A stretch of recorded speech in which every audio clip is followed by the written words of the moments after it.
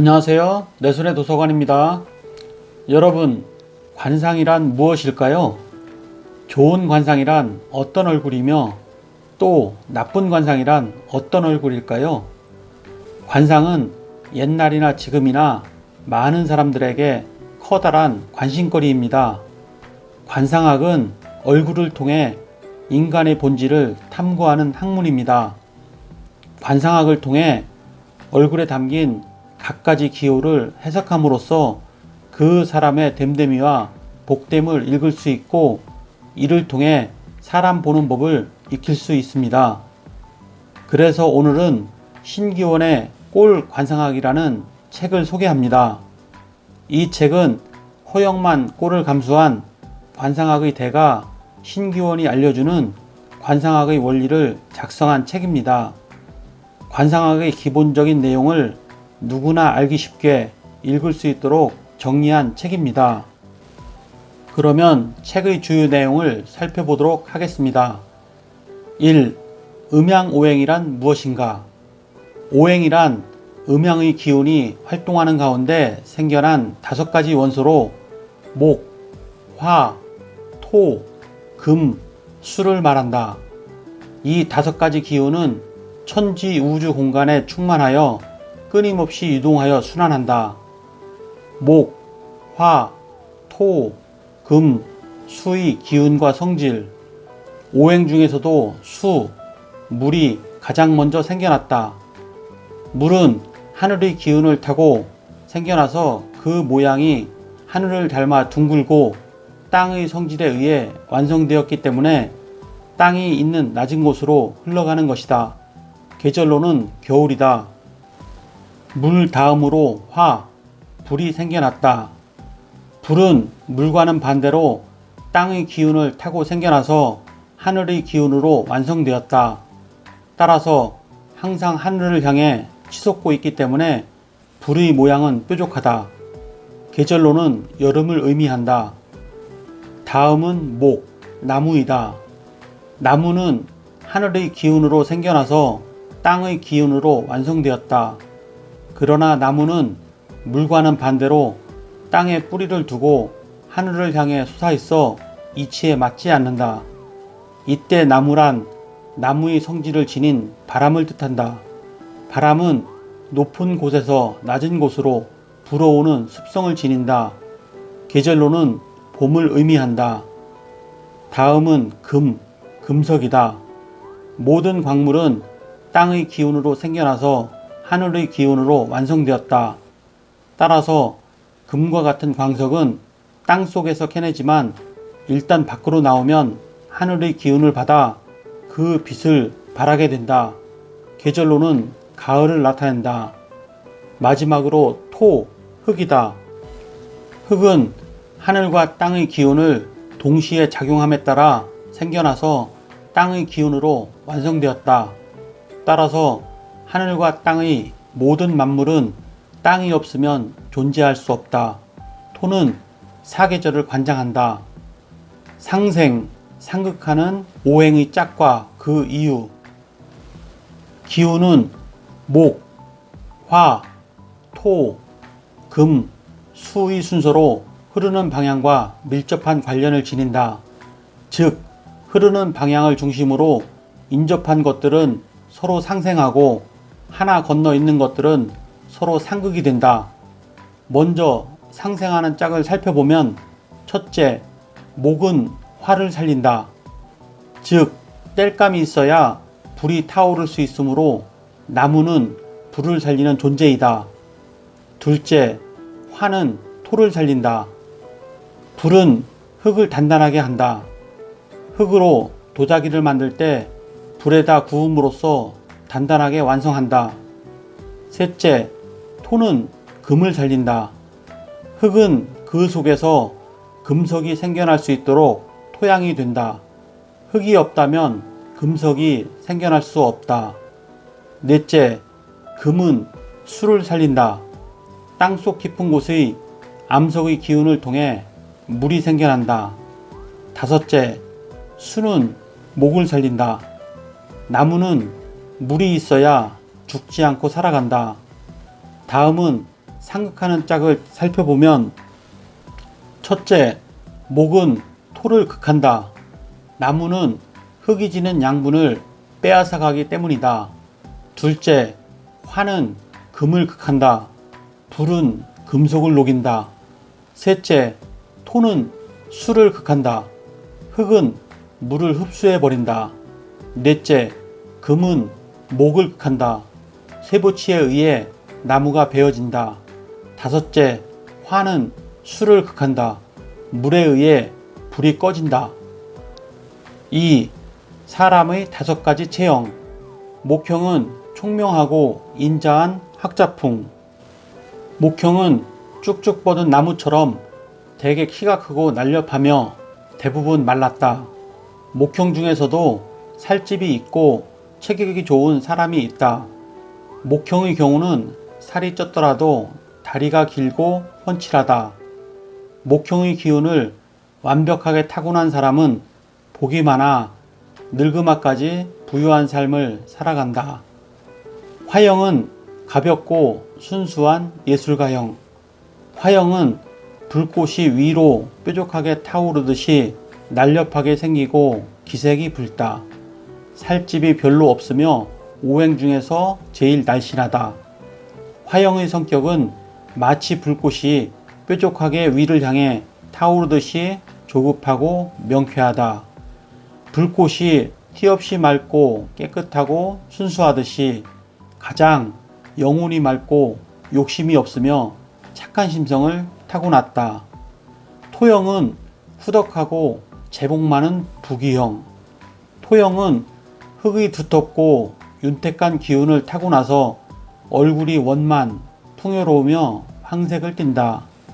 몸집이 견고하고 두터워 약간 비대해 보이며 머리가 둥글고 목이 짧은 편이나 뼈와 살이 조화를 이루어 신실해 보인다. 토형은 신의가 두텁고 성실하며 헛된 말이나 거짓말을 하지 않는다. 토형은 가장 제복이 많다. 금형은 강직하고 맑은 무인감. 금형은 금속의 모나고 치밀한 성질을 닮아 얼굴이 사각형으로 짜임새가 있으며 얼굴빛이 희다. 키는 별로 크지 않으나 단단한 근골격으로 각이 져 있기 때문에 마치 잘 만들어진 로봇과 같다. 대표적인 금형은 박정희 전 대통령과 임성훈 씨가 있다. 금형은 분명하고 강직한 금기를 이어받아 불의를 용납하지 아니하며 명예와 부를 겸비하고 이름을 드높인다. 수형은 지혜롭고 뛰어난 수재형. 수형은 물의 윤택한 성질과 둥근 모양을 따라 살이 많이 쪄서 항아리처럼 둥글고 키가 작고 장대한 맛이 없어 별로 모양이 나지 않는다. 수형의 몸집은 항아리처럼 둥글고 두툼하면서 구부정한 형상을 취한다. 수형은 물의 지혜와 윤택함을 타고나서 머리가 매우 영리하여 수재형에 속한다. 3. 조화를 이루는 상. 3가지 균등해야 하는 것. 삼정. 관상에서 가장 중요한 것은 조화. 상에서 무엇보다 먼저 갖추어야 할 것은 삼정이 평등해야 하는 것이며 이목구비가 잘 생기는 것은 그 다음의 문제이다. 삼정이란 얼굴을 상정, 중정, 하정으로 3등분하여 그 조화로움을 보는 것으로 이것이 고르게 잘 발달하면 일생을 부귀하게 살아갈 수 있는 첫째 조건이 된다. 상정은 이마의 맨 위, 머리가 난 경계선부터 눈썹까지이며 중정은 눈썹부터 코끝까지, 하정은 코 아래 인중부터 턱까지이다. 첫 번째 상정, 하늘을 상징, 귀를 주관, 조상의 복, 초년운을 좌우한다. 두 번째 중정, 사람을 상징, 수를 주관, 나의 능력, 중년운을 좌우한다. 세 번째 하정, 땅을 상징, 불을 주관, 아랫사람의 복, 말년운을 좌우한다. 삼정 중에 어느 한 부분만 특출나게 발달하면 조화와 균형이 깨지기 때문에 결코 좋은 상이라 할 수 없다. 따라서 생김새를 볼 때 가장 먼저 삼정이 평등한지를 보는 것이다. 네 가지 길고 윤택해야 하는 것. 사독. 얼굴에는 내부와 통하는 네 가지 물길이 있다. 관상에는 사독법이라는 것이 있다. 독은 물기운이 흐르는 구멍이나 불을 의미하는 것으로 얼굴의 귀, 눈, 입, 코가 각각 몸의 내부와 연결된 통로이기 때문에 붙여진 이름이다.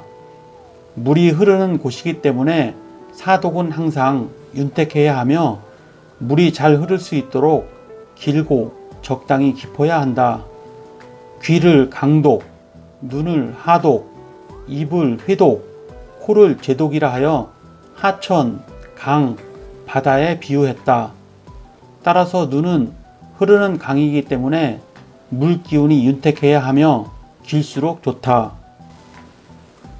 눈이 적당히 깊고 길면 장수를 누리고 튀어나오거나 짧으면 수명이 길지 못한 경우가 있다.